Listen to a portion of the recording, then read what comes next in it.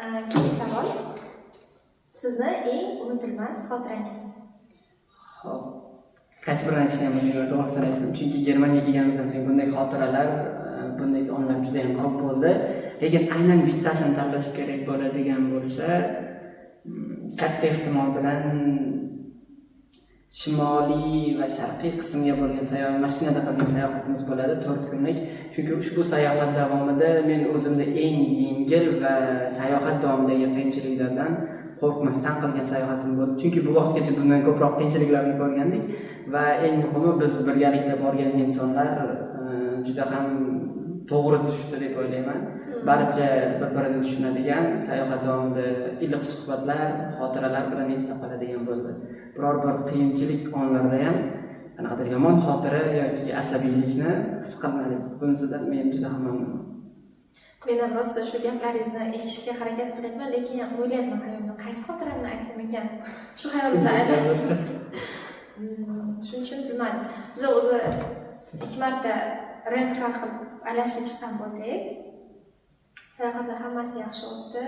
Juda ham o'zi unutilmas hodisalar o'sha sayohat davomida bo'lgandi. Misol uchun ketayotganimizda mayli aytaman, o'shanda botqoqlikka botib qolgandik. Chunki juda ham aksident bo'lganda, u biz umuman tasavvur qilmagan, shunchaki mashinani sal orqaga burib, keyin oldinga yurib ketishimiz kerak edi. Prosta orqaga yurayotganda birdaniga botib qolganmiz. Keyin shunday prosta chiqib ketamiz deb o'ylagandim men. Boshqalar qanaqa o'ylashni bilmadim. O'sha botganimizdan keyin hozir chiqib yurib ketamiz desam, yo'q, bu narsa katta narsa bo'lib ketdi. Ancha vaqt qolib,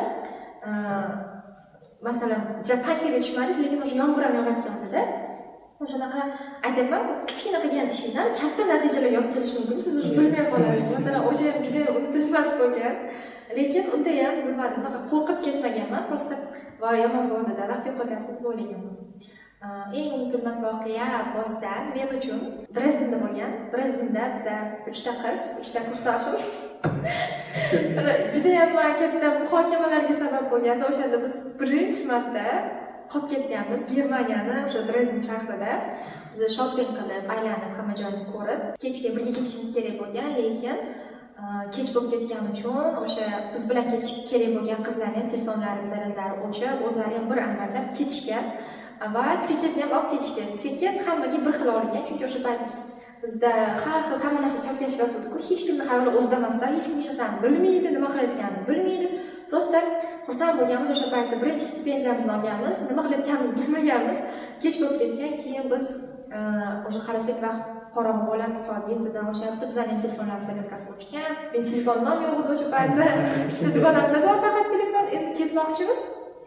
Nima qilishimizni bilmayapmiz. Keyin ularning telefon zaryadkasi o'chyapti. Biz qizlar ketib qolganini bildik. Endi pul to'lab bo'lsa ham ketishimiz kerak.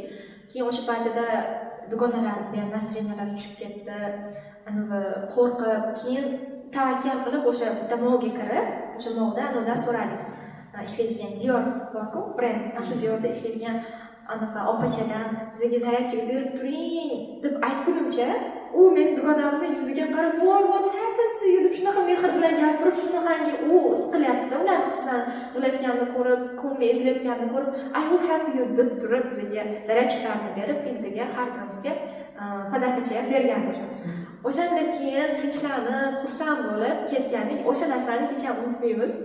O'sha unforgettable memory bo'lgan biz uchun. Keyin shu narsa ham bizga katta narsani o'rgatadi. Kimdir yuz yetib sizdan yordam so'rayaptimi? O'zi so'rayotgan odam qancha qiynaladi-da, unga siz hozir yana yo'q deb javob bersangiz, u undan battar ezilar. Lekin o'shanaqa qiyin paytda shu ozgina yordam berib borsangiz ham, u odamning hayotida katta ahamiyatga ega bo'lasiz. O'sha unforgettable memory bo'lgan men uchun. Shu o'rinda bir narsani aytib o'tmoqchiman. Bu gaplardan keyin va biz ko'rgan barcha voqealardan keyin bu prosta bir qismi xolos. Barcha chiroyli rasmlar, videolar yoki sayohatlarimizdan ajoyib biron bir ko'rgazmalar bo'lishi mumkin, lekin bularning barchasi ortida juda ham katta qiyinchiliklar turibdi. Bu bizning so'nggi savolimiz bo'ladi. Germaniyada o'zingizni karyerangizni qurgan bo'lardingiz? Bu savol o'zimni ham hozirgi juda ham qiynab turgan savollardan biri. Chunki kelajakda bu yerga magistraturaga kelishni o'ylab yuribman. Kelishga sabablar ham ko'p. Kelmaslik kerak demayman. Bu yerga kelsangiz eng avvalo o'zingizga oladigan narsa ishlash bilan hayotingizni bir balansga qo'yib olishingiz mumkin bo'ladi. Shaxsan o'zimizni oilada yoki O'zbekistonda kattalarda misollarda bilaman, ishlaydiganlar hatto yakshanba kunlari ham ishlashadi, 12 soatlab ishlashadi va oilaga deyarli vaqt kam yoki qayergadir sayohatga moliyaviy jihatdan imkoniyatlari bo'lsa ham vaqt jihatdan imkoniyatlari yo'q. Germaniyada bo'lsa siz 5 kun vaqtida ishlaysiz, keyin dam olasiz, hech kim sizga xalaqit berishga haqli emas. Bu orqali siz hayotingizni va sayohatlarni barchasini birga balans qilishingiz mumkin. Bu yerga shu taraf uchun kelishni xohlagan bo'lar edim, lekin o'zimning juda ham bir katta maqsadim bor. Kelajakda O'zbekistonni xuddi shu Germaniyaga o'xshab kelishni boshqalar istaydigan davlat darajasiga olib chiqishga o'z hissamni qo'shmoqchiman. Shuning uchun balki kelib bu yerda o'rganib, ilm almashardim, lekin uzoq muddatli karyerani O'zbekistonda qurishni istaganman. To'g'ri. Menda ham xuddi shunaqa fikr bor. Aynan Germaniyada karyera qilaman deb o'ylamayman, lekin hayotimning qanchadir qismini Germaniyada jon o'tkazgan bo'lardim. Chunki bu yerda o'sha Alloh berdi aytgandek ishlash vaqtlari haftasiga kam, yakshanba kuni absolutni hech qayerda ishlamaydi, dam olish bo'ladi. Endi juda ham bir ikkita exception bo'lishi mumkin, mustasno, lekin in reality o'zi hech kim ishlamaydi. Yakshanba kuni to'liq hamma dam va boshqa joylar ham xuddi shunaqa, masalan, kuniga ular 12 soatlab ishlashmaydi. Ertalab ochilinadi, obeddan keyin peshin vaqtlarga, masalan, 4 taga, 5 taga borib o'sha yopiladi hamma joy. Ertalab ham soat 9. Shunaqa. Endi supermarketlar kechgacha ishlashadi, lekin asosiy ish joylari, hatto kafelar ham o'sha yopilinadi. Biz o'shanda shu narsani ko'rib, hozirgacha shu gapni aytamiz. Germaniyada inson qadri bor. Inson uchun hamma sharoitlar bor. Inson bunaqa haq-huquqli bo'lib yashashi mumkin. Shuning uchun Germaniyada albatta karyeramni qurgan bo'lardim demayman, qanchadir hayotimning qismini shu yerda yashab, o'rganib, ishlab o'tkazgan bo'lardim. Shunda O'zbekistonga borib, yana o'sha narsa o'rgangan narsalarimni qo'llab yoki o'sha bo'yicha yashab ketgan bo'lardim. O'z savollarim bundan ham ko'p, bundan ham qiziq narsalar gapirib berish mumkin, lekin mayli.